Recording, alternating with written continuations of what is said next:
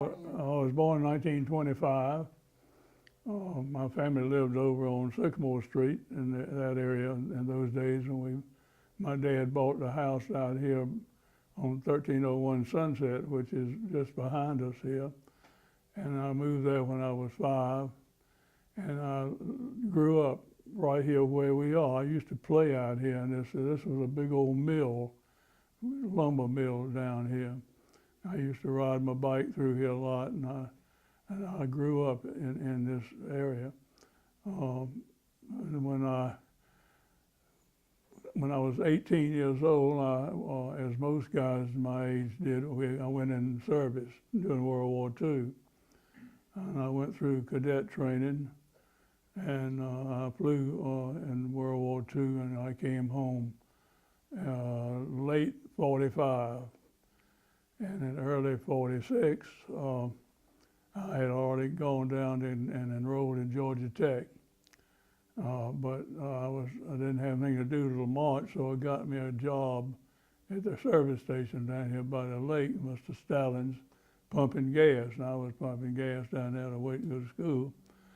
And Tip Trueblood came riding up to fill up with gas. And I said, "Where are you going?" He said, "I'm going up and get into State College." I said, "Well, hold on, let me get off, I'll go with you." So I went with Tip. He and I flew together during the war. And I went with Tip and enrolled at State College, and he and I roomed together there. And I stayed at State College a couple of years. In the meantime, I was married, and we all the boys my age, we had everything caught before the horse. We were 3 or 4 years behind, and going to school and things like that. But we worked out fine. But then my sweet Martha came along, and I knew that was happening, and I had to get out and go to work. So I came home and to Rocky Mount. I had grown up across the street from Mr. Sam Toller, and Mr. Dillon Rose lived right down below there also. Both of them, I knew them since I was a young boy. And my mother had said something to Sam Toller about my plans, and so he asked me to come to see him, and I did. I went to work with Sam Toller on the GI Bill on the job training. And he taught me to estimate and that type thing. And he said, "Norman, I don't have any hobbies. My hobby is working." And he told the truth. He worked all the time and worked me all the time, weekends and everything, which turned out to be a good thing because he was an excellent teacher and he was an excellent estimator and that type stuff. And so I did a lot of that, and then I ended up laying out work and that type thing he taught me. But he was a fine fellow, great guy. But for one reasons we need not go into, I left him and went to work traveling. And I was traveling for a building supply company out of Raleigh. I can't remember the name of it right offhand, but anyway, I called on people in Rocky Mountain. One of them was Gordon Waters, who was heading up Waters Brothers Roofing Company, and I had known him all my life. And I stopped and made my regular call on him. And he said, "Hey, Norman, you can't sell to contractors, can you?" I said, "No, I can't." Well, those days right after the war, it was hard to get roofing, 5V roofing, corrugated and stuff like that. And but I had a lot of it assigned to me to sell. And he said, "Toby Rose wants to buy some, and he can't find it. How about going over there and you let him get what he wants, and you charge it to me?" I said, "That'd be fine." And it turned out the material that I sold is out there on that garage shed right now. So I went to see him, and those days the office was downtown behind the old post office. Excuse me. And I went in there, and he greeted me, and we talked a while, and I took the order that he wanted and the material that he wanted. And then we were just in there, and he said, "Norman, why in the hell did you leave Sam Toller?" I I said, well, he didn't pay a damn thing. I said, yes, sir, that's exactly right. He said, why don't you come on and go to work with me? I said, well, I don't know. I've only been with these folks 6 or 8 months, and they're mighty good to me. I don't know. I have to think about it a little bit. He said, said, we built 2 branch banks for the People's Bank. And Woodall was on the board down there, and Sam was on the board, so they just gave each of us one of them. And it turned out I'm the one that built the one on the north end up there, for Sam told him. So he said, but they spec'd in there that you had to have ready-mix concrete. And they knew I didn't have ready-mix concrete. And he had 4 or 5 big mixers out there under the shed.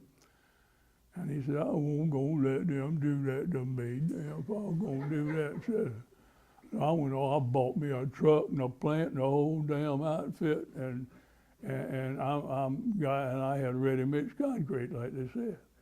He said, now I got all that stuff sitting out there, I don't know what to do. I had thought of that. He said, let's try it anyhow. If it don't work, I'll give you a set of plans. You can go right back to work like you were with Sam. I said, well, I can't knock that. It's all right. So anyway, that's the way I happened to get with Toby Rose. I had the pleasure of working with him for 7 years. He was not only my boss, but he was my good friend. He was an excellent person. He was fun to be around. We did a lot of things together, Dewey Weaver and A. Hicks and myself, and Miss Annie Young, excuse me, was the secretary, and Rachel Hearn, the 2 ladies in the office downtown. And I know one occasion that we went off, Miss Annie had a beach house. It wasn't on the beach, but it was down at Atlantic Beach. And so she invited all the men to go down for a weekend at the beach. Didn't invite any wives. And so off we went. And Mr. Toby and it went down with Miss Annie, and Dewey and I and Day and I came down separate. Anyway, if I didn't learn anything during the war, and Dewey Weaver, I learned how to fly, and he learned how to run a Navy ship. But we also learned how to party, and we were right good at that.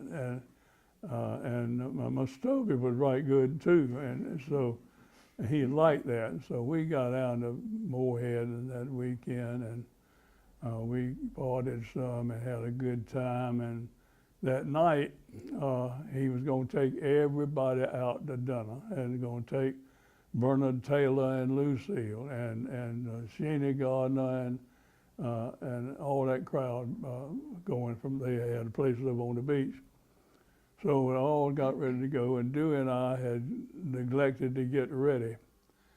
So he must have said, what the hell are you going to get ready? We ready to go, damn it.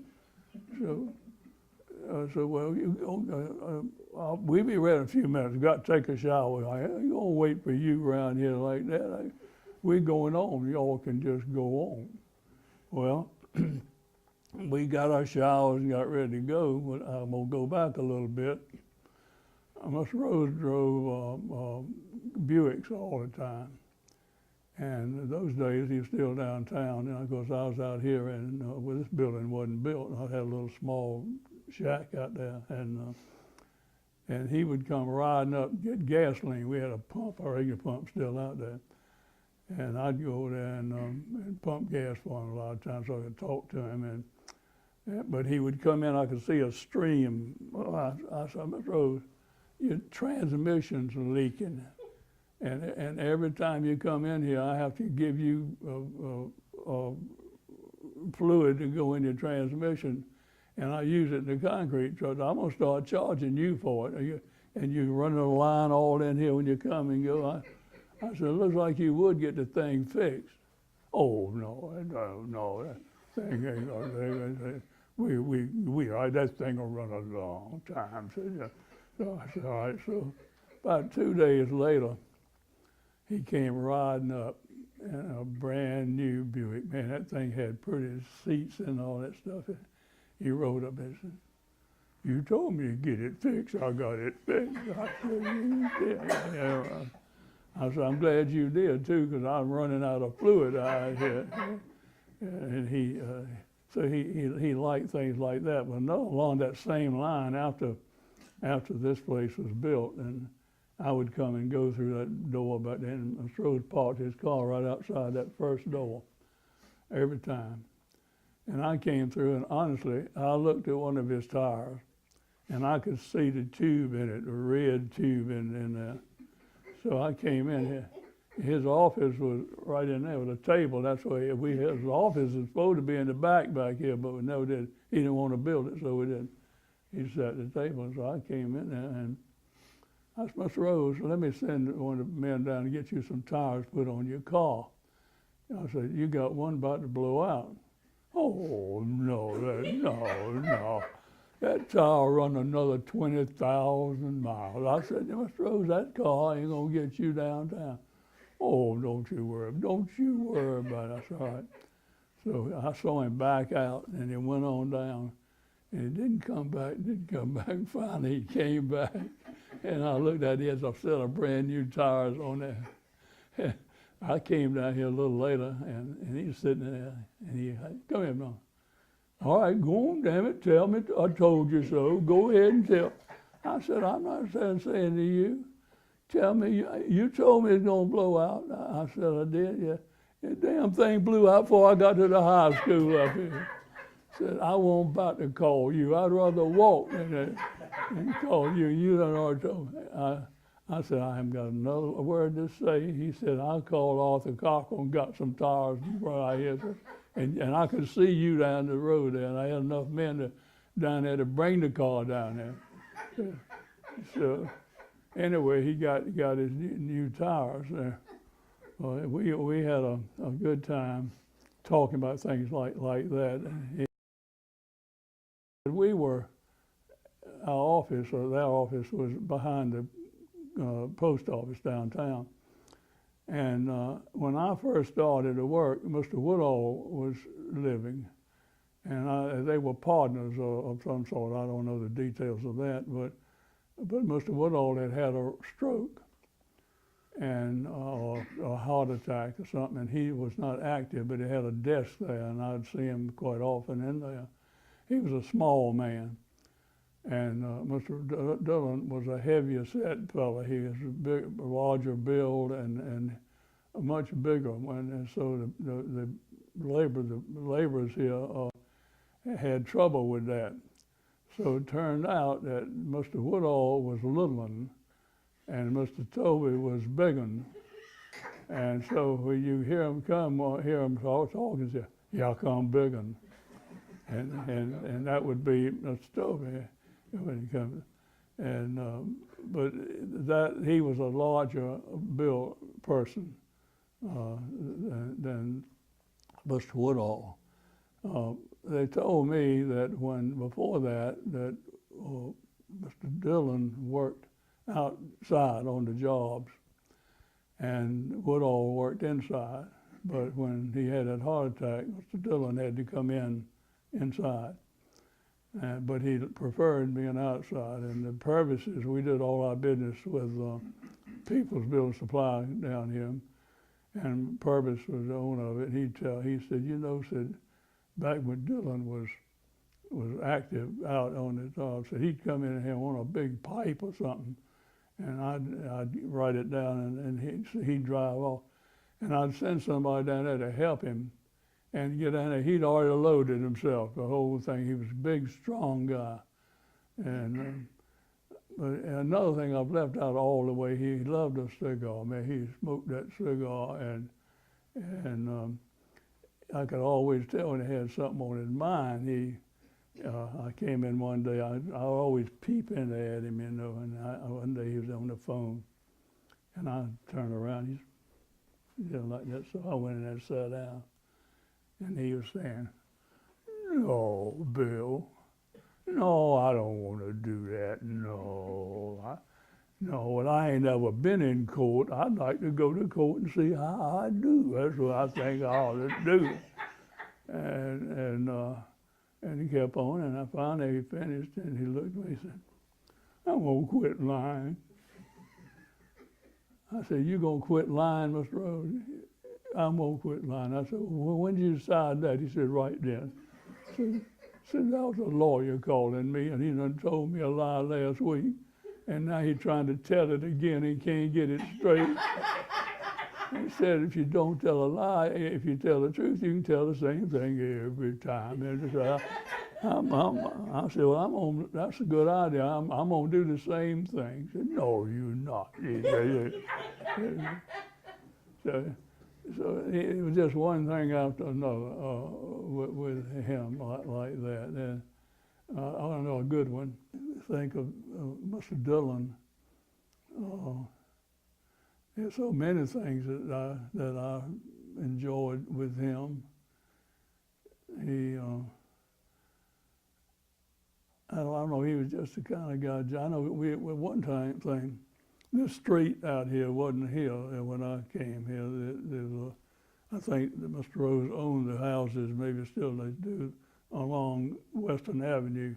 There was one more house right there where the street comes in with the extension. And when they built this street through here, they had to tear that house down. Well, James Powell had bought him a lot out in Lincoln Park.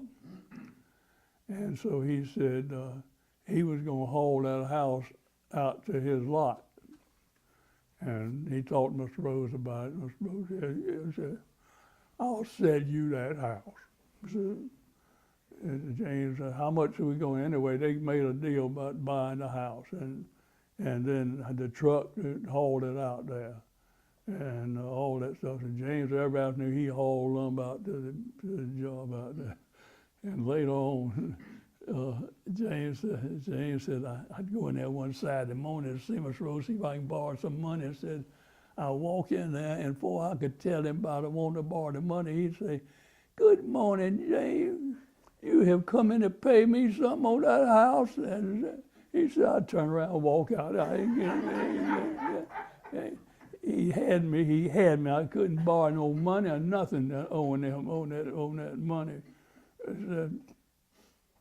He's Mr. Toby, and I just loved him to death, and he was such a great guy. And we all have in our lives people or circumstances that happened to you that you look back on, and they were the turning points in your life. And he was one of mine, and he was the kind of guy we could go off on the weekends like we did at at Atlantic Beach and all, and have a good time. But Monday morning we got back, he was the boss again, and that was the way it's supposed to be. I know one thing down at Atlantic Beach that day, I left off most of it. But Dewey Weaver, I grew up with here in Rocky Mount. He's raised down on Sunset Avenue. Dewey was a year or two older than he is. Dewey's in Raleigh now, and Dewey has Alzheimer's. He doesn't even know who he is. I go there occasionally. But he's one of the nicest guys and one of the smartest. He had one of the best construction minds that I know of. He was great. He was already here with Mr. Rose when I came here. Quite a while ahead. While I was with Sam Toller, he was here. Dewey did most of the estimating, I think, and he was just a great guy. He was tough. But he was a straight shooter. And as I said this morning, as I said, he graduated from Georgia Tech. And I don't know any other thing to say about Dewey except that I remember him telling me that this high school up here, I think the thing ran $1 million. And I think it was the first job that the company had ever had that ran that much money. I think that was the number that he gave me. And Dewey had to kind of talk Mr. Toby into that, because it was a rather large order. But Dewey was understandably more aggressive than Ostola. That way they started bidding bigger jobs and larger things with Dewey. And Dewey had the expertise to do it, and he did. He was one of the best things to me. He helped me a lot in my work when I came in and tried to start something I never had done before, and Dewey helped me every way there was to do it.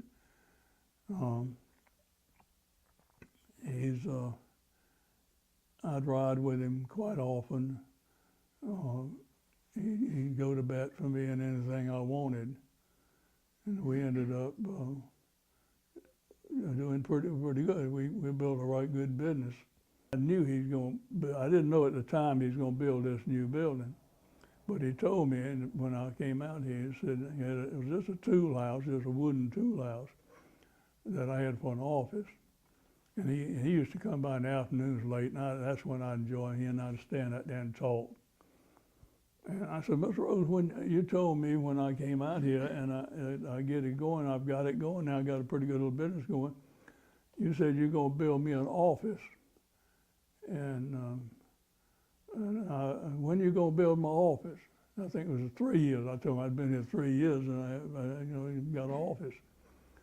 And he said, no, all you need to run a business is a roof over your head, a telephone, and plenty of money in the bank, and you got all that.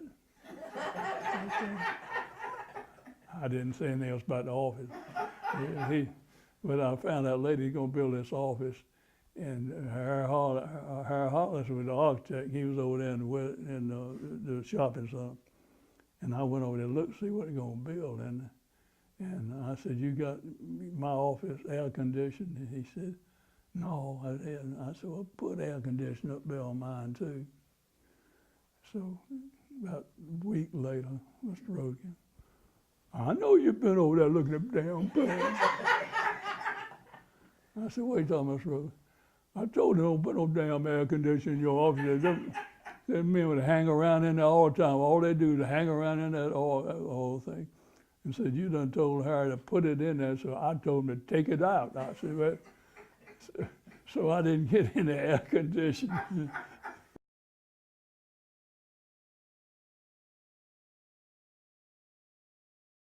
When I came here, unfortunately, we still had the old DJ Rose was still going. Mr. Meeks, old superintendent, and they worked out of town on these Royster things a lot. I wish I could remember the names of some of the older superintendents, and they all had their own tool house, own office of metal, like I used it. And when they'd get a job, we would winch it up on the truck and take it and deliver it to wherever the job was going to be, and that was their office. And they were very particular about those offices that was theirs. They kept it just like they wanted it. Mr. Meeks lived down on Beale Street, but they were the old-time great guys. Mr. Meeks built the Presbyterian Church down at West Haven Presbyterian Church. I remember that. And when he retired, he'd always want concrete, and he was skippy.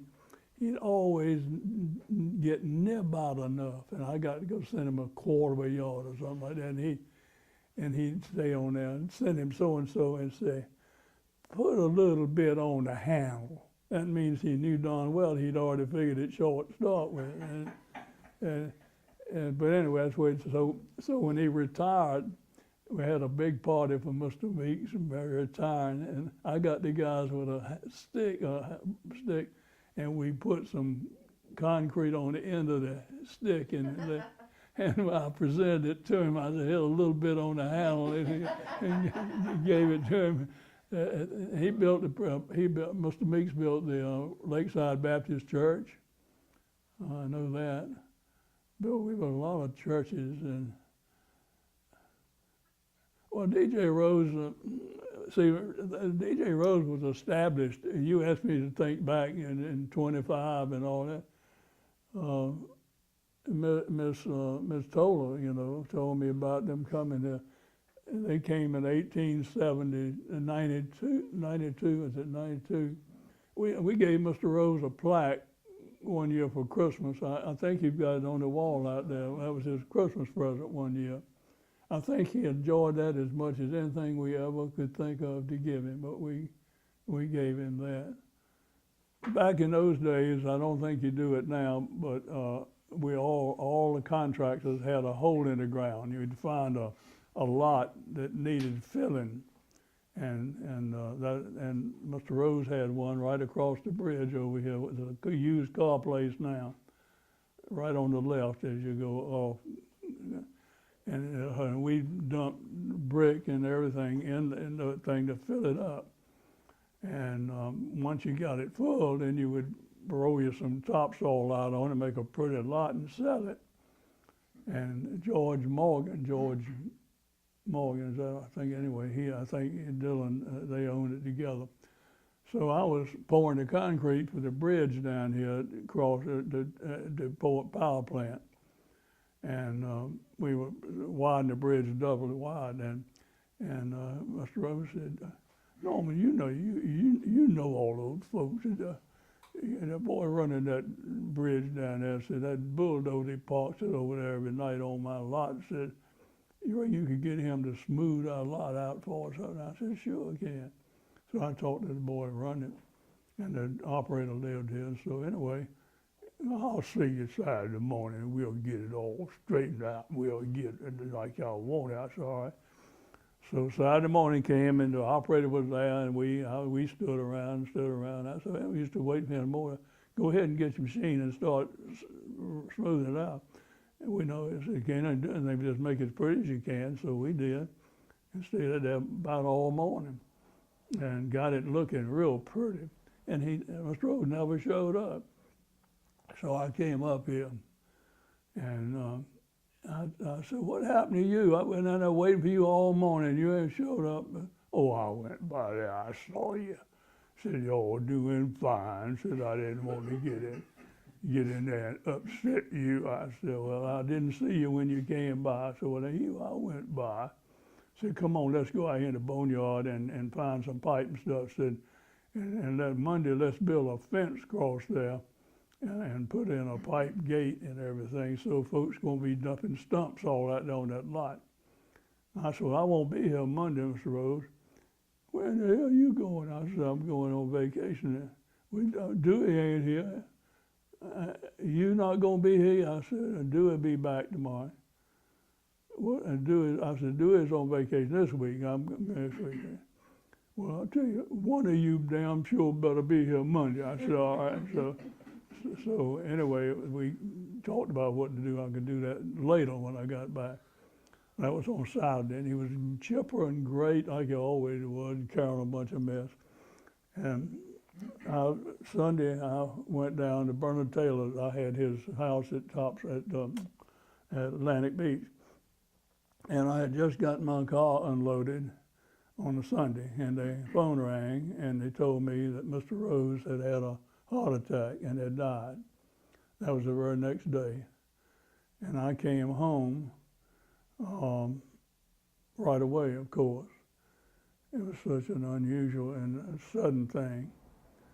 And was Dewey and I were pallbearers. And when we were coming home from the funeral, you want me to get into detail about what happened about that? All right. Of course, the three of us didn't know what was in store for us and DJ Rose, what they were going to do with the company. And so we discussed that, and so maybe we can go on and open our own company and hold on to some of the clients that we have if they don't continue it. Dillon and Jep were young teenagers, I think. Jep's a little older than Dillon, but neither one of them were old enough yet to come into business. So anyway, we came on back, and the next day we went on about our regular business like nothing had happened, but we didn't know what was going to happen. So anyway, one day Mr. William Shaw was the president of People's Bank, and he called and wanted to have a meeting. So we figured, well, this is it. So he came and he sat right in that room there with us. I think I've told Dillon about this story, but it was A and Dewey and myself and Mr. Shaw. And he sat down in Mr. Rose's chair that was by that table. I keep pointing over there, that's where it was, and closed the door. We figured so he was going to say, boys, thank you very much. We've enjoyed having you, but goodbye. But he didn't. He said, boys, I'm going to use the word you. When I say you, I mean you three guys. When I say we, I mean the People's Bank. Well, Mr. Dillon has left his estate with the People's Bank and Trust Company to look after executors. And so anything that I say, and I'm sitting in his chair, anything that I say is just like Mr. Rose sitting there saying it. And he said, now, we have a fine construction company, one of the biggest and best in Eastern Carolina. You don't have a construction company. Well, that's certainly true. We have the money to run the construction company. You don't have it if you had a construction company. Well, that was also true. So then he said, but we don't know how to run it, and you do. So we're gonna form a corporation and let you three buy stock into the corporation, and we're gonna operate that way if you'd like to. Well, that certainly is wonderful for us, and that's I don't know whether this company is still incorporated or not, but it was incorporated then. I think when I retired, Bill Marshman bought my stock, I think. But that's the way we started, and we worked hard, real hard, and we continued the success of the company, and we all pitched in, and it was just a wonderful thing for us to have to keep ourselves going, and I feel like hopefully it kept it preserved for Dillon. When Dillon came along, we still had it. So Dillon came in and started to work sometime before I retired, quite a while before that. I remember Dillon hopped in here and did everything, learned to run the crane, all kind of things like that. Dillon is, and every time I look at him, he reminds me of his daddy. He's got his, I don't know, just same attitude, and just a great guy. But he was a great guy. He one of the straightest shooters you ever want to know, and one of the finest fellows. And in my lifetime, you have a few that you just thank the good Lord that you had a chance to know, and he's one of them, one of mine. We had a lot of fun together. He was good to me. Gordon Waters told me, and when I was thinking about it, when I told Gordon what Mr. Rose had told me when I went over there about going to work, and Howard Browning all those parts, Howard built the house that the Bowers live in now, originally, and Howard and I were good friends, and we walked across the yard and talked a lot. And I remember he said, "No, I understand you think about going to work with Dillon Rose." I said, "Yes, I sure am." And he said, well, "If you can get in with his family, that D.J. Rose and Son, you'll be very fortunate. Once you get in, it's the finest place you'll ever be." And I found that to be true, that he accepted me into his family, you know, and I say that the inner workings of the company. Very few people have had bosses like that. He'd jump on you in a minute, but he'd help anything you needed, you got it. Anybody. Dewey was that way. I told Dewey, I said, you the meanest SOB that I have ever known with the biggest heart. If one of our men would get sick or death in the family, he and I'd load up the car with chicken and all kinds of stuff and go ahead. And then just, if you worked here, you got looked after. And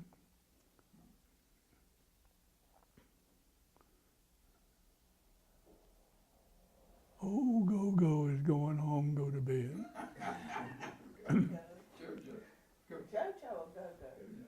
Go-Go or JoJo? Go Jackson. Go Jackson. He didn't feel good either. Apparently not. Go had to go. Okay, well, this has certainly been wonderful, absolutely wonderful. Is it, I hope it's what you wanted. Well, absolutely, I mean, I hope I think we've gotten more than we wanted, Oh, Well, great. without a doubt. And Well- thanks to you, you're a wonderful storyteller, and very patient, and wonderful, voices that you do. Wonderful, Oh, well, wonderful, and we thank you. when I mimic him, I'm doing it lovingly. Oh, It's not jokingly, yeah. It's just wonderful, that's the best part. It really is, and it's great to kind of have an update on this with maybe a little bit better color and clarity, and maybe newer technology than what y'all shot 25 years Oh, ago. yeah. Oh my gosh. And I hope we'll have some good parts for Think you, of all we thank you. Think of all the family members that, I mean, your children's children, you know, have about your granddad. I love it too, because my grandmother was your grandmother's sister or something like that. Really? Oh, Yeah, somewhere around, I think 91. Y'all My related? grandmother was Woodall from Smith. No, they're not gonna understand why I was doing that funny talk. Oh, yeah, well, we all understand that. You think, I learned a lot today, Norman, that I didn't know. oh, really? Oh, yeah. Well, there's a lot more if he kept coming up. Oh, this has been delightful. Well, good. I hope so. I appreciate the opportunity to do it for you. We'll have to It's a come lot of back. fun. Yeah.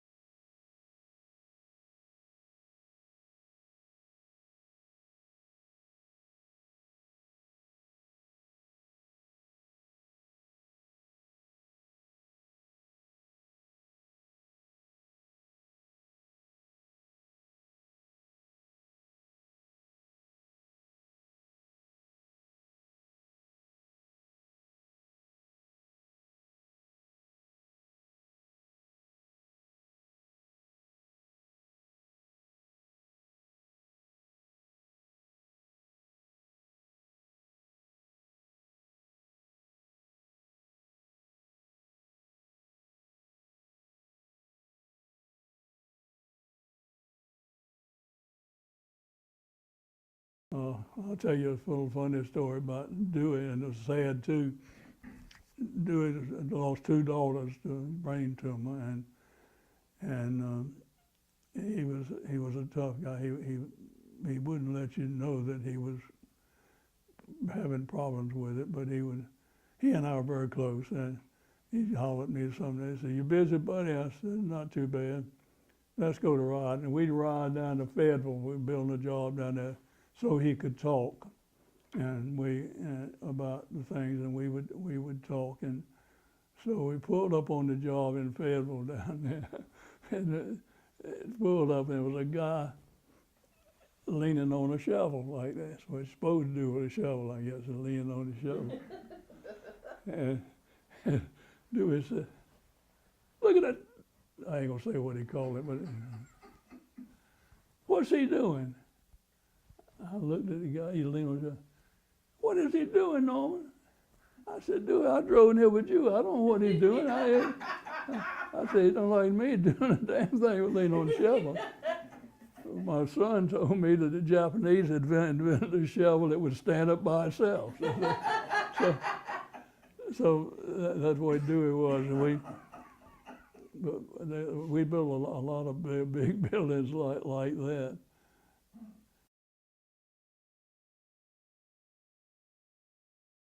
Well, A and I came here at the same time, just about. I think I might have been here a little ahead of him. And he worked with Dewey and made that on the jobs, job to job, so a roving superintendent, I guess you would say. He was a nice guy, heck of a nice fellow. Abe was, I guess it's hard to say, he never could feel like he was comfortable around Dewey for some reason. And I would talk to him about that. And I don't know about Mr. Rose. I don't know how he got along with him at all. I knew Abe, but not like I did Dewey. I'd see him a lot, and but Abe was a smart boy, and I never was worked with him a lot like I did Dewey. But I don't mean to downtread him a bit. He did a good job. And well, when I've left him out down at the beach when we went to Miss Annie's, but he didn't go with us out that night, things like that, which was certainly his prerogative. And I don't really know what to tell you about A. He died pretty soon after he retired.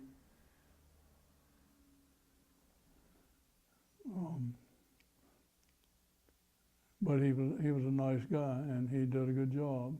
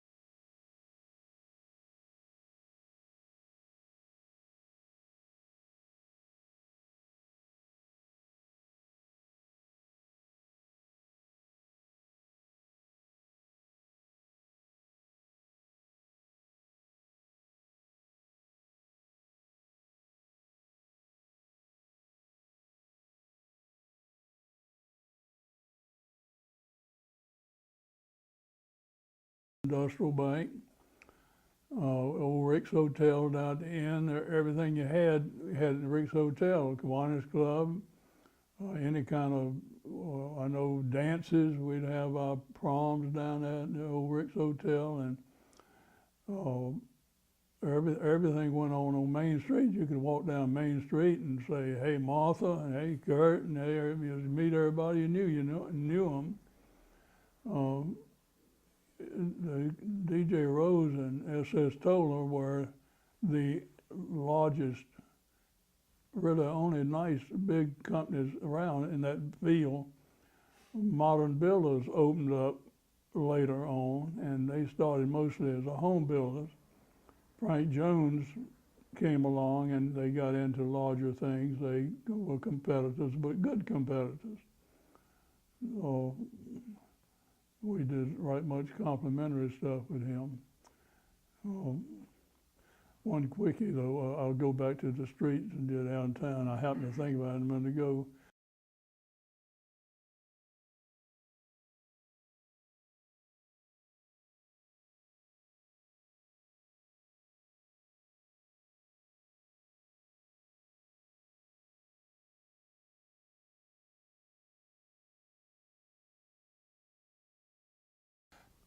See, I don't think I think I got completely off the subject when I left with Sam Toller. I mean, this is one of the main things.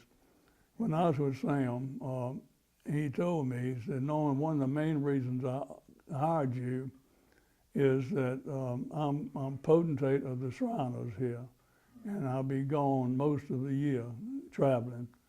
And I want somebody like you that knows Mr. Spruill at the bank to be around here." And I said, "All right." And along with learning what we're going to teach you, I said, "All right." So he said, "One of the main things I want you to do is go by and see my mother every morning." He said, "I'd do that." And she lived up on Lexington Street, I think it was Lexington. And so every morning I would go by and see Ms. Toller, Sam Toller, Sr. And she would tell me about DJ Rose and Son. It wasn't DJ Rose. She said that, as best I remember, as Toller said that the Mr. Toller and Mr. Rose, the old gentleman, came here from Wayne County. And they, as she put it, practically with the toolbox on the shoulder, ready to go to work. And they formed Toller Rose, or Rose Toller Company here in Rocky Mount. And they were very successful. They worked hard. And if a lot of the buildings are gone now, but there was a time in most any building that you walked in, the old Parkview Hospital was one of them, Rick's Hotel, there's still a lot of buildings around. If you look at the plaque, it was either built by Toller or DJ Rose or SS Toller or the combination. Well, as I was told, and then one of the companies, I think DJ Rose, ended up with a contract to build the Royster Fertilizer Company buildings all around the country. And Sam Toller ended up building the train stations for the Atlantic Coast Line Railroad up and down the line. And it was very successful for both of them. So I don't know why they split, but they split. It wasn't an argument. They just decided to break up the two, DJ Rose and SS Toller. And then the and Sons came on later on, and that's what we know now. But they were the only two real large contracting firms around here. And knowing them both like I did, how honest and straight shooting they were, I know they never took advantage of anybody. But I was told that they would call. They would call and say, "Sam, this is the old gentleman. How busy are you?" So you want to get this next one? They want me to get it. So they work it like that. So they complimented each other, and that's why they built all the buildings around town. And but that was one of the way at the background that Ms. Toller told me. She didn't tell me all of that, but most of it. and about the early days here in Rocky Mount from Wayne County.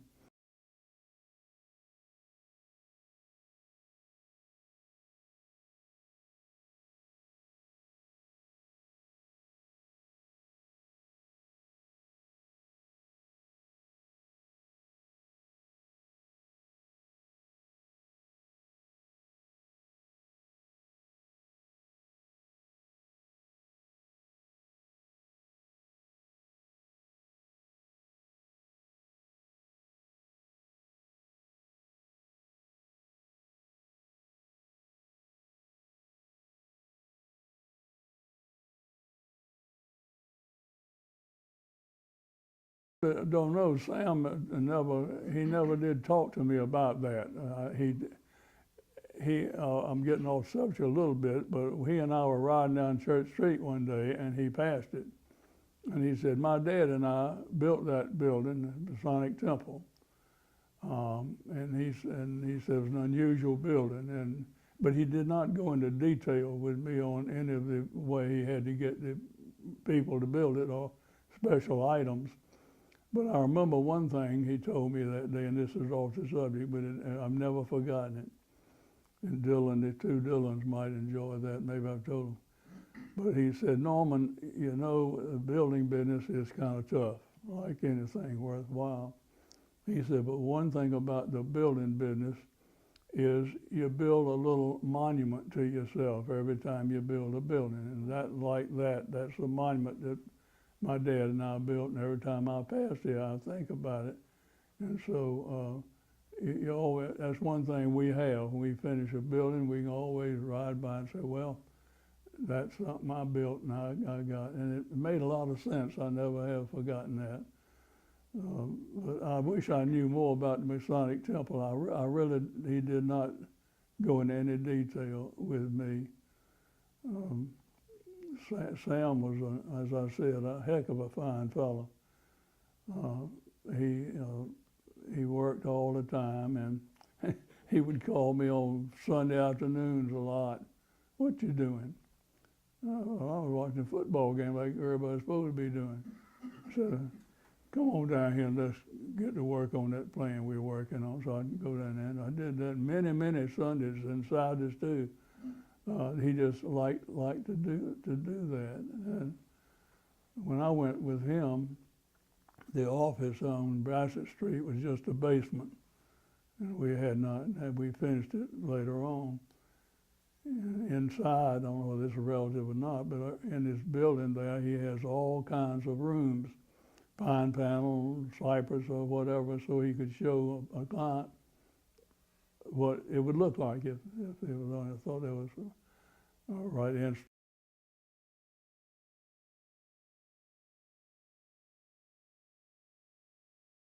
We got about the Buick. Well, he done bought us a new company car. He called it the company car. So Dewey and I got ready and went down. Everybody had already gone, and we knew where they went. And the Buick was sitting there, a new Buick, and there was a key in it. Dewey said, did Mr. Rose say this is a company car? I said, yeah. He said, we the company, yeah, let's drive the car. So we were pretty well fixed. So we went over there to the restaurant on that new Buick on the company car. And Mr. Rose's hat, he had a straw hat. And when I walked into the restaurant, Dewey had on his hat. And he had a big table down there with everybody, Bernard, Taylor, and Lucille, all of them, a big table, and they were all there ordering and everything. And he looked up, he was sitting at the head of the table. He looked at me, I said, where the hell you been? Where'd you get my hat? I said, well, we drove the company car with Mr. Rosen. and the hat was in the company car. I said, give me that hat, damn it. Don't y'all, you go down there and sit down there somewhere else. Don't even come here. So we went down and sat in a booth doing myself. And the waitress came up. And so we ordered us a couple of libations or something, and then we said, we actually did this. she said, "Can I tell you?" I said, "Yeah."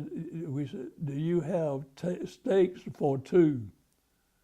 I said, "Yeah, I have steaks for two. Y'all got somebody else coming?" "No, just us." "Bring us two of them." "You want two steaks for two?" "Yes, ma'am, that's what we want." So we ordered two steaks for two. Mind me, we had steak run out here. There were plenty of steaks. And we ate up most of it, I think, you know, and when they got through before us, Mr. Rose came down and said, "Where's your damn check?"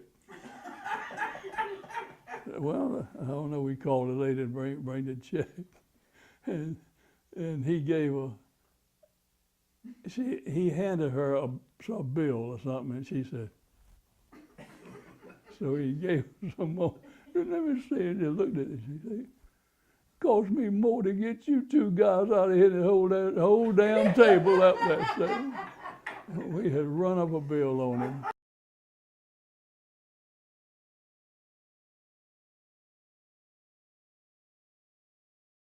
After the war, or during the war? Yeah, I was a member of the cotillion club after the war, and we had the big dances in the warehouse downtown, and Woody Herman and Glenn Miller and all would come, and they gave you 10 bids. You could send them to out-of-town guests. They had to be out of town. And it was a great thing. You know, everybody would have intermission parties. And you'd invite your friends to come to the intermission party. It'd be all over town, and everybody's up all night playing the band. When And was then, this? What year? What years were these? well, I came home, let's see, I went in 43, so I wasn't old enough in 43, I was 18. But when I came back, I was in 46, probably when I joined it. So I was a member of the Cotillion Club every year until it disbanded. But it was How about Mr. Rose? Did he enjoy that type of thing? I don't remember what he did or not. I don't know. I didn't know him then. You know, I knew him as a neighbor, but he was older than I was. I don't know whether he did that or not. But it was a fine thing, Rocky Mount. People came from everywhere. I know I don't know whether it was Martha. Anyway, my wife was expecting, I guess it might have been Martha. And it'd be 48. And she went to Lewisburg to stay with her mother during the June German, and made the mistake of leaving me here by myself. And so I invited quite a few to come by and change clothes. You know, everybody had to wear a tuck, you know, and the ladies with evening dresses, beautiful.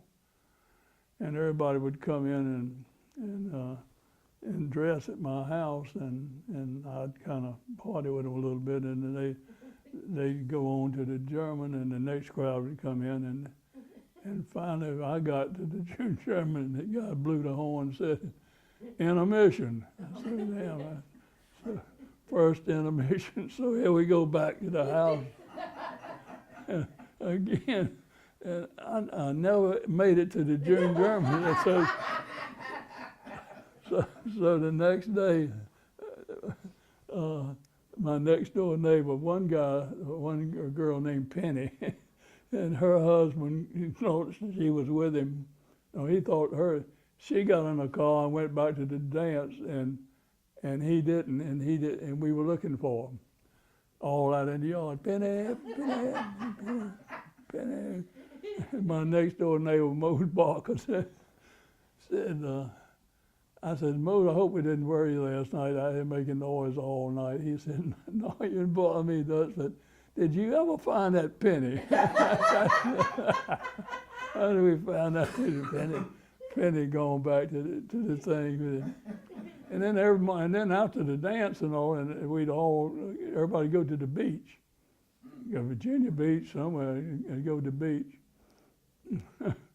And that were fun times, no question about it.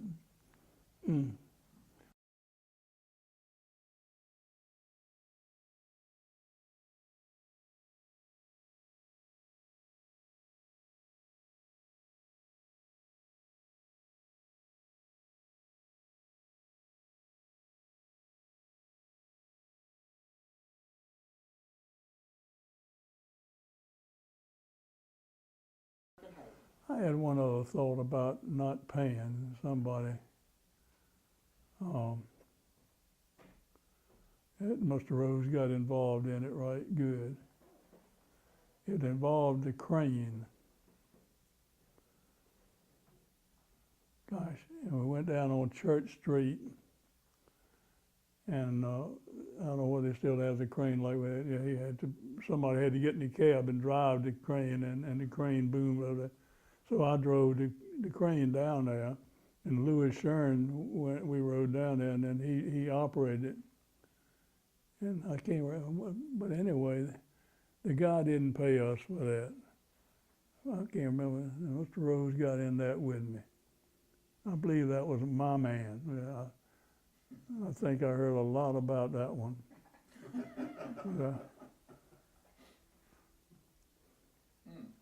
I know what it was. We got down there and we didn't know what he wanted. And we drove down and set up, and what he wanted us to do, our crane was not capable of doing. It required big stuff like Woods got down in there or something. And I told him I couldn't do it. My equipment crane wouldn't lift it. And then we put the boom back down and came back. And I sent him a bill for the effort, which I thought was fair. And he raised Cain about it. As he came in the office to me about it. So he won't go pay it. I said, well, let me call Mr. Rose and you can tell him that. And so I got him on the phone. And he talked a few minutes, and then he said, he wants to speak to you. So he said, no, tell me what you think. What's your story? And I told him what we did. We went down there. He wanted the crane come down, didn't tell me what he wanted. He got there, we couldn't do it. And it cost 2 or 3 hours of work to do that. And I sent him a bill. And then he said, let me speak to the man. I'm beginning to think of his name, so I put him back on.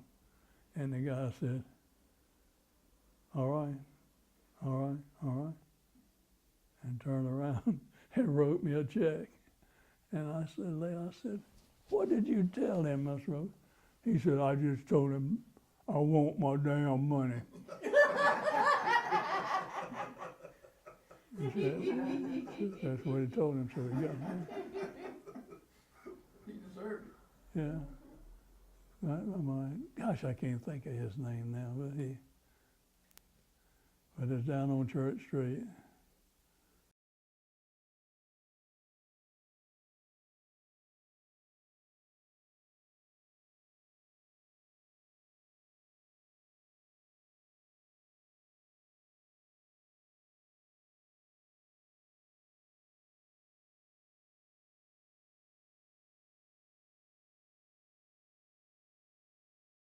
In this room had desk, drawing boards up there, and Mr. Rose had one, and he had a pencil sharpener hooked on it on one side, plain old-fashioned. You know how they have a case and you can pop the case off. Well, one day I never had seen Mr. Rose really upset before, maybe 2 or 3 times. But he came walking in down there real fast, and he said, did you get my damn pencil sharpener? I said, no, it wasn't your pencil sharpener. What do you mean? Somebody got my damn pencil thing off. I bet you got it. I said, what? I don't want your pencil sharpener. And so he turned around and came on back. About a month later, there was a salesman with Peden Steel Company that I knew well, and we all did. I did business with him, reinforcing rod and all that kind of thing, and the company did a big business with them, Peden Steel Company. The guy that represented them would call on me and call on Mr. Rose. Well, one day up there, for some reason, this guy said, I had a pencil sharpener there. He said, you see a pencil sharpener? He said, yeah. I was in my car the other day and I found something in my pocket and it was a pencil sharpener off of it, and told me that. I said, go get it. And he went out and got it, and I said, come on. And we went down there, right in there. I said, Mr. Rose, I caught the thief. What do you mean? I said, the man that stole your damn pencil sharpener, that's it. So, here it is, here he is, his pencil sharpener. And evidently, he had come in there when Mr. Rose was there, and he must have leaned up against that board, and maybe and that thing popped off and fell in his pocket. Had it that only way. But I mean, he was upsetting me by that pencil sharpener. Rocky Mount, I remember when they built the lake. I was just a kid. There was a reed marsh out there, and the WPA built it. I think we called it We Poke Along, but the world's, it was the works. Project administration. Yeah. And I was down at Stansel's store. That was a grocery store at the bottom of the hill there, right by the lake. Everybody traded there, and I think the Rosen might have owned it. I know Mr. Rosen, I'd go down to that service station and he'd tell me what he wanted to get done down there, and I'd get it done. Anyway, I was there on my bicycle, and they had a big backhoe back in there and started digging. They were digging the lake, and they dug that thing with men pushing wheelbarrows and rolling wheelbarrows. There's hundreds of them out there, and that was to give people work. And that's the way they built that lake.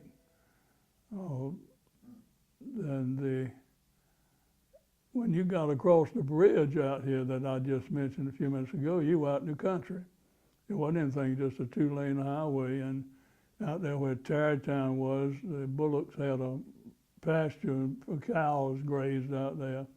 Then when you got down to the curve, Overton's Barbecue had built there, that was there. And I don't remember anything else from there until you got down a little further, and Mr. Bullock, Z.B. Bullock, had his big old house. It's still there back in the back, but none of the other stuff was there. And the same way on most any road going out of Rocky Mount, once you got out of city limits, it was nothing like it is now. I know when I was a boy out here, it was 1301 Sunset, and I would cut through here on a bicycle and go through the mill and go to school or wherever I was going.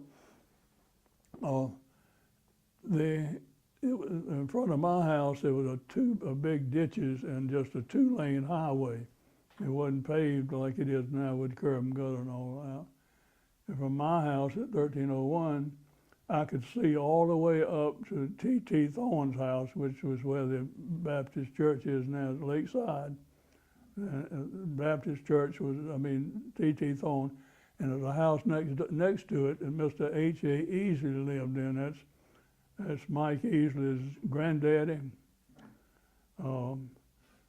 And he lived there until he built his house out in West Haven. But from that point on down, there wasn't anything except that store. Now behind my house, there was Sheeny Gardner built. His house is still up there. That's the one James Powell almost ran into with the machine. And Miss Annie Young's house is right across. It's still there, right across the street. She lived there. She was the lady that ran D.J. Rose's office. And there's just a cotton field out there where the Sunset Apartments, where they are now. Mr. Rose built that. The old gentleman. He was going to build all of it, but he built half of it to start with. But beforehand it was a cotton field. I used to go out there as a little boy and pick cotton when they were picking. They'd let me help pick cotton out there, and then he built those apartments, and didn't build the second part until many years later. I used to see him, the old gentleman, old Mr. Rose, as I said, I was a little boy, but he had them. I'm glad I thought of that. He lived in the corner house up here on the corner with the brick wall around it, and all of the those garages behind it were part of the company. And over in the, if you turn the corner on Western, there was a big barn there. And that's where they kept the mules and the horses and all, because in those days they didn't have the trucks. And I think y'all have still got some of the, you still got a wagon and two out here, I think, that the dump wagon, and the mules would pull it. And we put that in a parade one time, I think it's Centennial or something. But that was there, and I wish we hadn't torn it down, but we tore that down, and we found a lot of stuff, and that's when we found all the equipment that's over here now. But for some reason, they tore it down. But anyway, old Mr. Rose would come out every morning. I'd see him a lot of times. I'd be out there playing or riding my bike down there somewhere, and he'd get in a big old black Packard. I reckon it was a Packard, big old car. And he'd go to his office, I guess. And this was about 1930, 29, 30, 31, 32, long enough. And lo and behold, when I went to work for the company, of course, Mr. Rose didn't know whether I was going to be successful or not, but and either way, I would have needed a pickup truck, but anyway, he didn't get me one. And I'd ride with Dewey or something, so finally, he said, Norman, go out there and get that big old car. And that same one Mr. Rose has had. Man, it would be worth a fortune now if y'all had it. And so that's what I drove the first several months for the company. I'd ride around that big old thing, and I remember the first bridge I was aboard. I pulled up on the job with that thing, and out here across the river on 95 or 97. But one day he sent me a Dodge pickup, and I put the big old car back in the garage. But that thing, I wish we had it now. It'd be a real collector's item. Sure.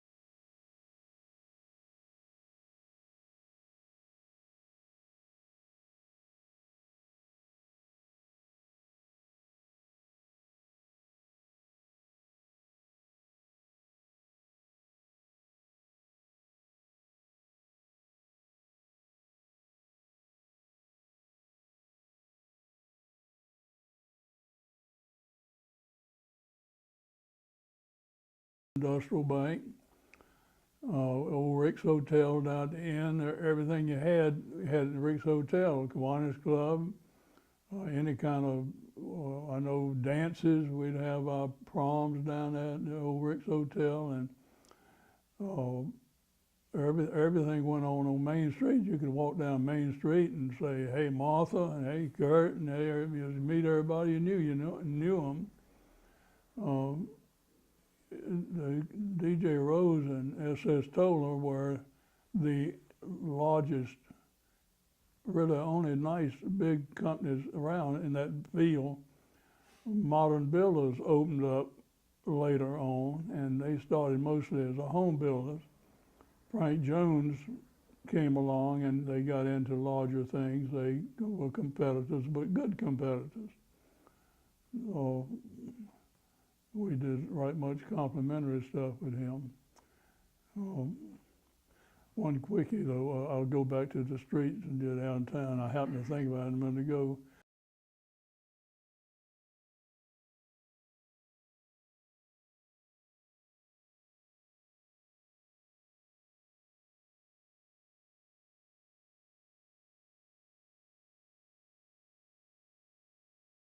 Picture of James Powell. I've got a picture of another fellow that Dylan would remember, would praise. It's Louis Sherrin. Oh, yeah. And Louis Sherrin was what Dewey and I called a company man. And he didn't care whether he worked till 7 o'clock or 9 o'clock or anything. Quitting time didn't bother him. And weekends, he had always had a few like that in every company that you depended on. He was a crane operator, but I've got a picture of him with his dogs. He used to tell me he was a fox hunter, and he'd hunt fox all Saturday, and then they'd hunt dogs all Sunday, and ride around, drink beer, and hunt the dogs, I think. So he said his wife's name was Doretha, I believe, yeah. And he said, you know, I could get in the truck and start out, and Doretha said, where are you going? But I said, if I put a couple of dogs in the back so she don't say a word, so I just ride around most of the time, keep the dogs, keep the dogs back there. Don't bother her a bit if I'm going off with the dogs. We had that. I get.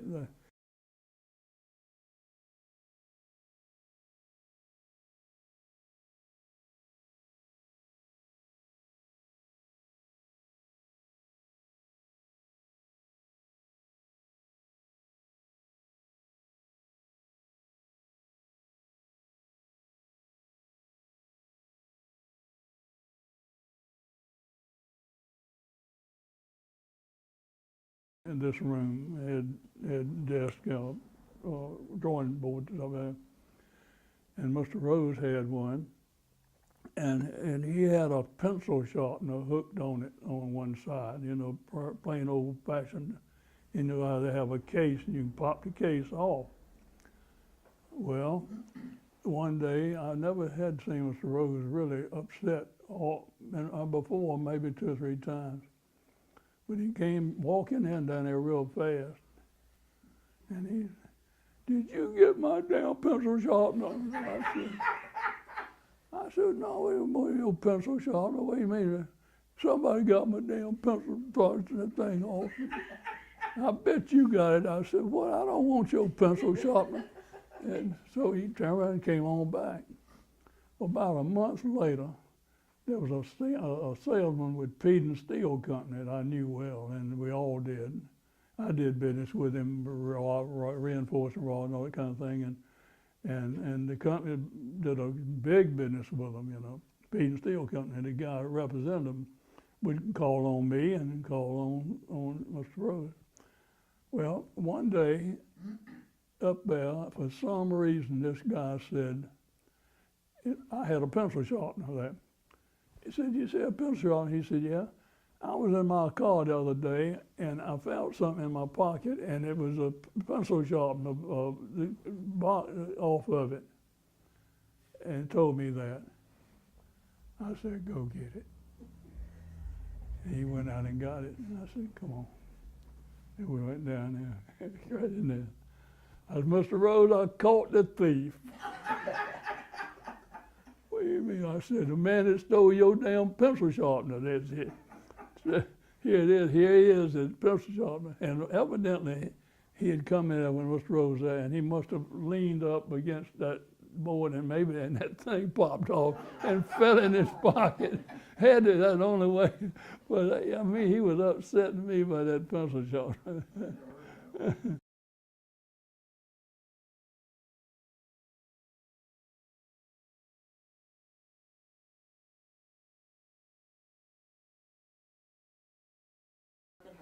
I had one other thought about not paying somebody. Mr. Rose got involved in it right good. It involved the crane. Gosh, and we went down on Church Street, and I don't know whether they still have the crane like that. Yeah, somebody had to get in the cab and drive the crane, and the crane boomed over there. So I drove the crane down there, and Louis Shern, we rode down there, and then he operated it. And I can't remember, but anyway, the guy didn't pay us for that. I can't remember. Mr. Rose got in that with me. I believe that was my man. Yeah, I think I heard a lot about that one.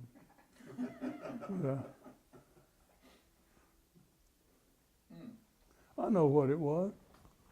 We got down there and we didn't know what he wanted. And we drove down and set up, and what he wanted us to do, our crane was not capable of doing. It required big stuff like woods got down in there or something. And I told him I couldn't do it. My equipment crane wouldn't lift it. And then we put the boom back down and came back. And I sent him a bill for the effort, which I thought was fair.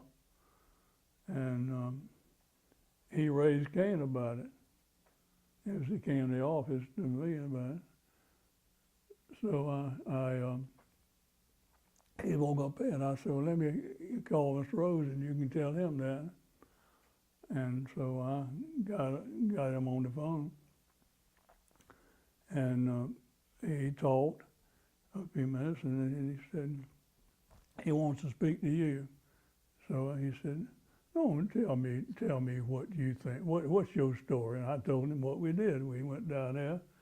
He wanted the crane come down, didn't tell me what he wanted. He got there, we couldn't do it. And it cost 2 or 3 hours of work to do that. And I sent him a bill. And then he said, let me speak to the man. I'm beginning to think of his name, so I put him back on. And the guy said, all right, and turned around and wrote me a check. And I said, what did you tell him, Miss Rose? He said, I just told him I want my damn money. He said, that's what he told him, so he got it. He deserved it. Yeah. Gosh, I can't think of his name now, but it's down on Church Street. After the war, during the war?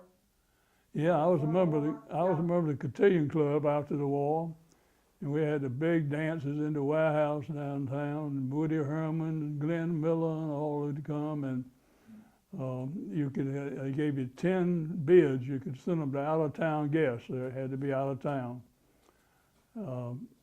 And it was a great thing. You know, everybody would have intermission parties. And you'd invite your friends to come to the intermission party. It'd be all over town, and everybody's up all night playing the band. When And was then, this? What year? What years were these?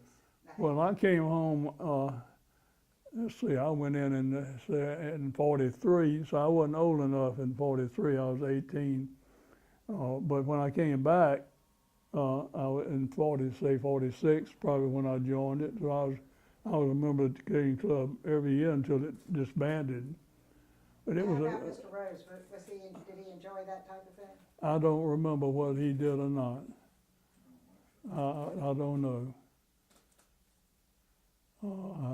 I didn't know him then. You know, I knew him as a neighbor, but he was older than I was. I don't know whether he did that or not. But it was a fine thing, Rocky Mount. People came from everywhere.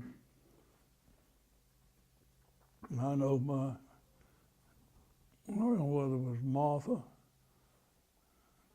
Anyway, my wife was expecting, I guess it might have been Martha.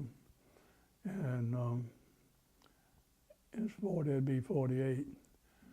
And she went to Lewisburg to stay with her mother during the June German. and made the mistake of leaving me here by myself. And so I invited quite a few to come by and change clothes. You know, everybody had to wear a tuck, you know, and the ladies with the evening dresses, beautiful. And everybody would come in and dress at my house, and I'd kind of party with them a little bit, and then they'd go on to the German, and the next crowd would come in, and finally I got to the German, and the guy blew the horn and said, "Intermission." I said, "Damn, so first intermission." So here we go back to the house again, and I never made it to the German. So the next day, my next door neighbor, one girl named Penny, and her husband, he thought she was with him. No, he thought she got in a car and went back to the dance, and he didn't, and we were looking for him all out in the yard. Penny, Penny, Penny, Penny. And my next door neighbor, Mose Barker, said, I said, "Mose, I hope we didn't worry you last night. I had making noise all night." He said, "No, you didn't bother me." Does, but did you ever find that penny? How did we find that penny going back to the thing? And then after the dance and all, and everybody go to the beach. Go to Virginia Beach somewhere and go to the beach. And that were fun times, and no question about it.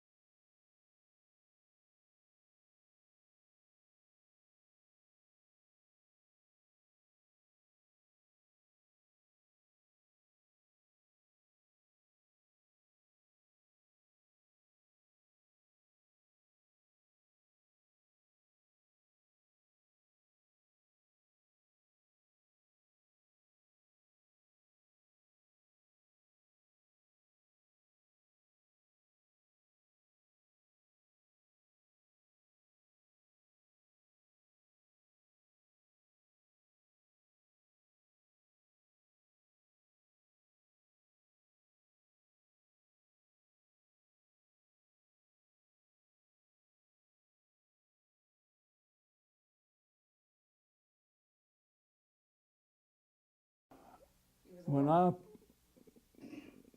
came to work, the first week or two, I rode around with Dewey Weaver to meet all the people, all the men and everything, all the jobs. And we had a tool house he'd put out here and put a phone in it, and that was my office.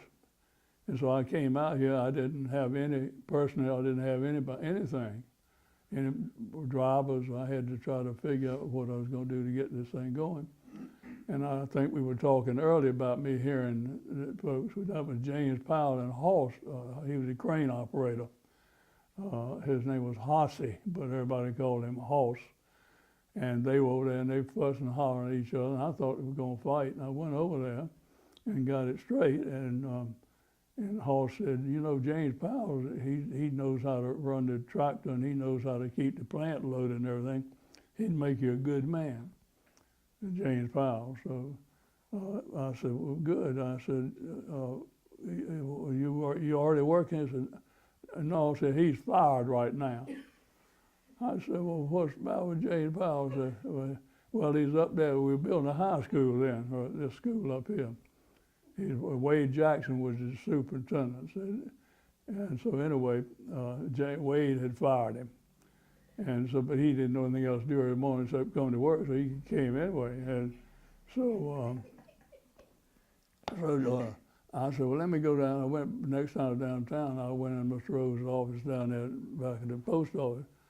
I said, "Mr. Rose, a fellow named James Powell out there at the plant, and and I've been told that he could run the tractor, and I'd like to get him to do that. I got to get somebody. And I said, he said, I think that'll be all right. I think it'll be all right. I said, well, he's fired. He fired again. I said, yeah. I said, yeah. They sent him up there to Wade Jackson fired him. Every time he gets with Wade, Wade fires him. So anyway, that's the way I got James Powell. But he was already really with the company. So Mr. Rose said, well, let him lay around about 2 weeks and then put him on again. That'd be all right. Said, don't want him to get to think he can quit and come and go too much. I said, so that's the way. That was the way I got to know James Powell. He worked with me for 28 years, and as a tape, I did a tape on things about James Powell that you know about, and he was one of the funniest people I've ever known in my life, and he was a real joy to have around, and did a good job. Excellent fellow. But we had a lot. We were going to build a new concrete plant. This was later on, and out here, which we did, out there near the quarry. And word got out, and different people would come by and selling the equipment, trying to talk to me about selling. So one afternoon about 5 o'clock, everybody had gone. I was there always late, a little later, and this guy came in. I knew him, and he was talking to me about what he had to sell about his plant. And James Powell came walking in. Said, Mr. Norman, I want to get a flatbed truck and haul a car over there down to Elliott Road and sell that road. And then Colin Drone gonna drive the truck, and we gonna get the winch truck, winch up, whatever. And I said, okay, just be careful, James. And he left, and that guy said, you know what he said? I said, yeah. He said he wanted to get the winch truck flatbed and go take it to his house and winch a car up on it and take it to Elliott Road and sell it for junk. And that Colin Drone was going to drive the truck. He said, I don't know what this, he didn't understand. I said, well, you just don't understand good old language like that. But anyway, he got the truck and got back with it fine. James Powell wanted going to get him some change to put in the drink machine. We had a drink machine up there. And Mr. Rose came out. And he said, Mr. Rose, you got change for $1. And Mr. Rose said, James, I can change your mind. I never will forget him telling me, I can change your mind. Well, one day, everybody going to lunch. And I always stayed in the office while everybody go to lunch until I'd go later. And we had a drink machine right out there beside the window, Pepsi Cola thing.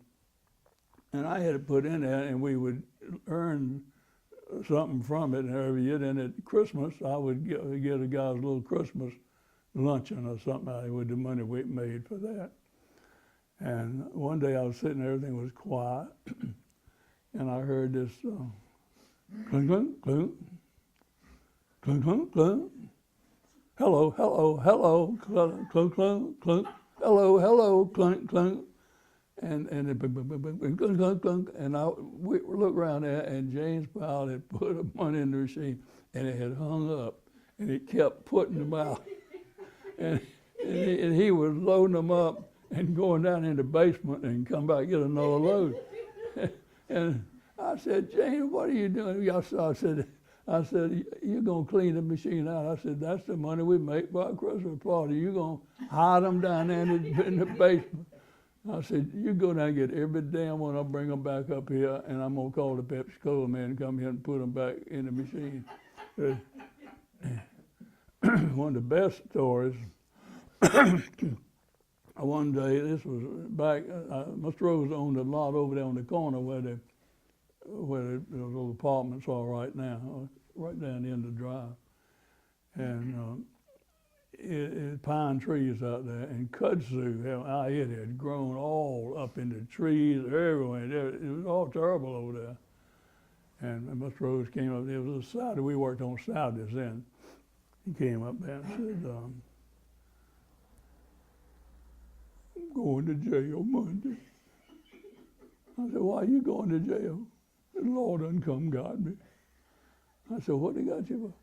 Said that kudzu down there, the thing said I didn't clean the lot off. They sent me about 2 letters and I ain't done nothing. And said, "You should get James Powell to go down there with the tractor. We had one with tracks on it then, and ride around in there and kind of mesh it all down a little bit, and they think I started." I said, "Yeah, sure." So he drove off, and I said, "James, we got to keep Mr. Rose out of jail." "Sir?" I said, "Yeah, they're going to put Mr. Rose in jail Monday morning if we don't do something about that lot down there that cuts this, all that green stuff." I said, "You go down there and take the tractor and ride around all in there and mash it all down some, put it out the trees." So I said, "I'm going down to the office." We paid, in those days, paid cash in envelopes. So I'd go down to the office and Miss Annie Young would have it already. And I said, "I'm going to the office and pick up the payroll, and by the time you get through about an hour, you come on back." Well, I did that. When I got back, I looked up there, and coming across was a big mass of green. You couldn't even see it. I could see James Powell's head over the top. "Oh, oh, oh, oh, oh," and tracks and dragging all this stuff. And I said, "James, what in the world happened?" So I go there running around and said, "Them wines." I said, "Them wines got me around the neck." And they got me around the neck, and they took me right off the chain. And said, "I hanging up there on the wines, and the chain just, and said, and a white man stopped his car there, and I come in and cut me down." And said, when I got down, and said, I look at that chain, and she going right to Mr. Gardner's house. And said, I run over there, and I jumped up on it, and I kept looking at the wines, and I found the leader, and I pulled the leader back, and I stopped. She stopped before she got to Mr. Gardner's house. Says he'd had a tough time. I said, "Well, you reckon you got enough mash down out there to..." "Yes, sir." So I had to mash them down and pull them down. So you got it. I said, "Well, I won't find out. Maybe they won't put Mr. Rose in jail Monday. I hope not." But it just one thing. One of my best ones. Have I told her? What was that girl's name? Bertha. Bertha. Well, Bertha would be all right, I guess. But that wasn't it. I used to fill out several of them at this time of year, tax forms. You know, it didn't take much to fill out. But if they and them had to have everything deducted from the pay, they'd get them another dependent right away. And so James Powell had that happen to him, and Bertha wasn't her name anyway. James Powell said, "Put Bertha on there." I said, "Who's Bertha?" I think I told this on that other thing. He said, "My daughter down in Georgia." I said, "James, you know, daughter down in Georgia?" Yes, sir. Oh, yes. So anyway, we put her down. And every year for about 2 or 3 years, we'd come up, and I'd ask him, I said, "Tell me, are you furnishing half of the upkeep for Bertha in there?" "Yes, sir. Anyway. So I said, "All right." So anyway, I said, "You're going to finally get in trouble with the law." Well, it turned out they had a bank robbery here, and Bright Garvin lived right over there. He was a big buddy, and he thought the world of James Powell. Then when everybody, so anyway, the car drove up with an FBI agent with my friend David Watson. I had known him for years. He married a girl from Lewisburg, and he was raised over there. And I'd known David for years and years. And he was the head of the FBI in Raleigh. But he is here because of that bank robbery, and he and Bright were there, and he said, "We're going to go to lunch." I said, all right, and we went there, and I happened to look at it, and I saw James Powell on that tractor. I said, David, have you got your badge with you? He said, oh, sure, I have to have that all the time, the FBI badge. I said, see that fellow out there on that tractor? I said, yeah. Go out there and show him that you were the FBI and that you want to know about Bertha. And tell more about it. Said they've been trying to figure out in Washington where she came from or about her, and they don't know nothing and want you to tell them about it. So David went out, and he was the kind of guy who could do that real well. I could see him talking, James looking down there. He was holding it back like that. And I said, yes, I said. So he came on back, and I said, how did it do? He said, I told him that you and I were going to lunch. And when I got back from lunch, he needed to have me some information about Bertha and all about her. And so I could tell him in Washington about Bertha. So we went to lunch and came back, and James Powell had left. We couldn't find James Powell. He's gone. He didn't come back till the next day. All of them were kin to somebody, all the same folks. Every time they have a death, everybody had to go to the funeral. And they got... Who is everybody? Everybody that worked here? Yeah, the crowd, my crowd, yeah. By saying all the people that work for me every time somebody died, if you would. Yeah, every time, yeah. So all of them had to go. I don't think they're kin, but they like to go to funerals because they're sitting up, they all got loaded bad at a sitting up. And so I told James, I said, Colin Drone, my best driver, nice guy. And he gonna drive them going to Norfolk. And I said, all right, you're gonna close my whole daggone business just about. I had enough to do something, but I said, everybody better be back here tomorrow morning. I said, Colin, now you drive. And I said, don't go to the sitting up.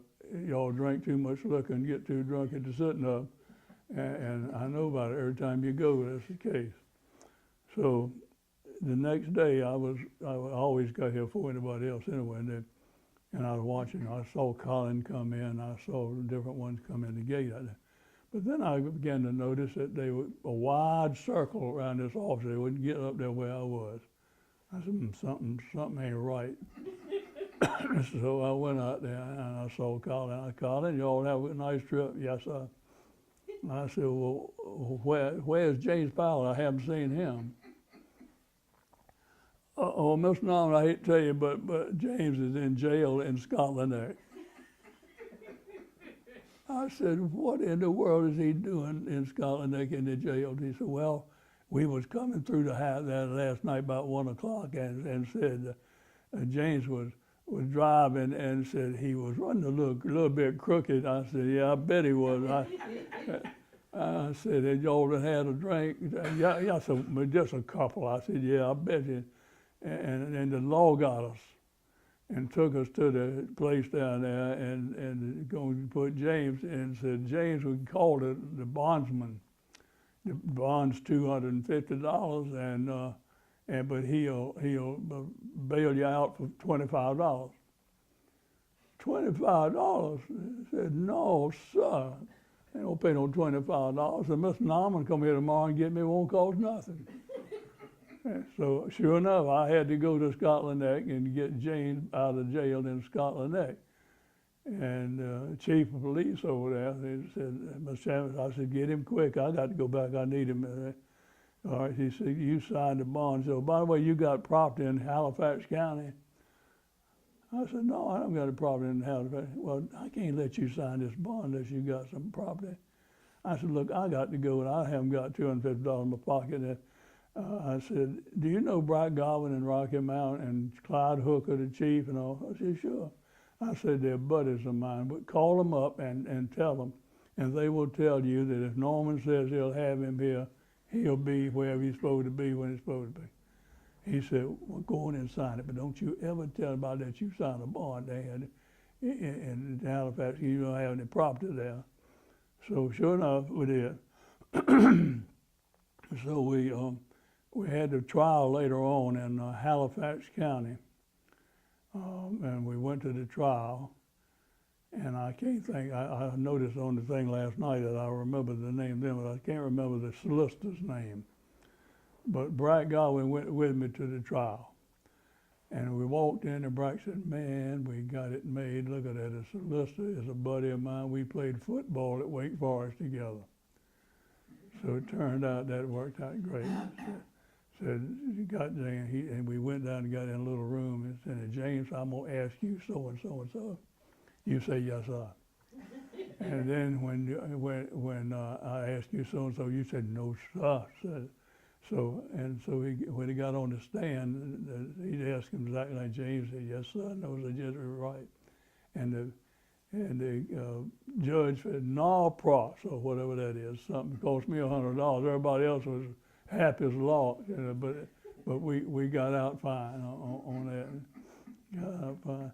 I'm talking more about James Powell than I am Mr. Toby. And I just loved him to death, and he was such a great guy. And we all have in our lives people or circumstances that happened to you that you look back on, and they were the turning points in your life. And he was one of mine, and he was the kind of guy we could go off on the weekends like we did at at Atlantic Beach and all, and have a good time. But Monday morning, as I said, he'd sit at that desk and look out the window.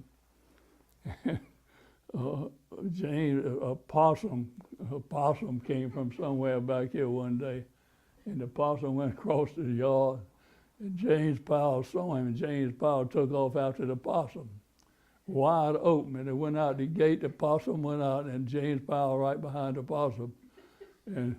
And we had a buzzer on our phones there, and I knew it's going to buzz. I said, President Bunn, what the hell's wrong with James Powell? What's the matter with him? What's wrong? What happened? What happened? I said, he done told me not to tell a lie, so I ain't going to tell him a lie. I said, Mr. Rose, James Powell is chasing a possum. Damn. If that's all he got to do was run a damn possum, send him home. So that was another good one. And so one day, James, he saw James walking around and not doing anything. What's James Powell doing up there? I said, he ain't doing a damn thing. He said, well, send him down here with a shovel. I'm going to let him backfill. He'd put curb and gutter in there, and they hadn't backfilled it across here where he was cutting grass. That's the one. So James out there, and everybody else was doing something easier, but James shoved it, and he'd get a whistle, whoop, whoop, whoop, whoop, whoop, whoop. Somebody come get him out